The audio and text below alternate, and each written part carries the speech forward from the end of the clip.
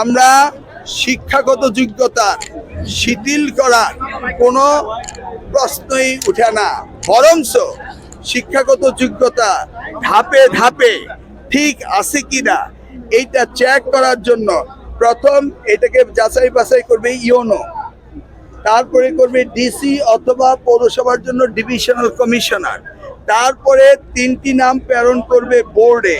স্ব বোর্ড যাচাই বাছাই করে উপযুক্ত ব্যক্তি, শিক্ষিত, সমাজসেবী, শিক্ষা অনুরাগী যাচ্ছে কিনা সেইটা আমরা চিন্তা করছি।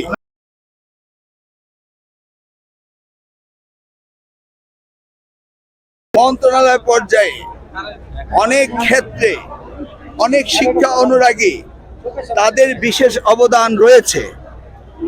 এই অবদান যারা রয়েছে বা যারা ডিপ্লোমা ইঞ্জিনিয়ার, তারা তো ডিগ্রি না, এই ধরনের যারা শিক্ষা অনুরাগী শিক্ষিত এবং সমাজে যাদের অবদান রয়েছে তাদেরকে কিভাবে অ্যাকোমোডেট করা যায় সেই বিষয়ে আমরা আলোচনা করেছি।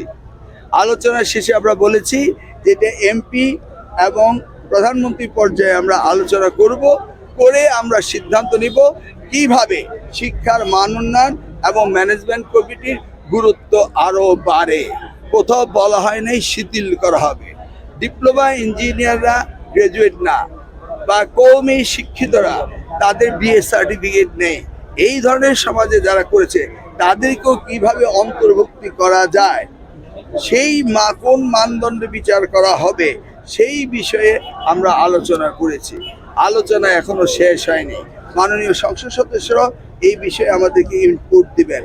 যেমন আজকের মিটিংয়ে আমি কথা বলেছি, এইগুলি হচ্ছে আমাদের চিন্তা চেতনা ভাবনা।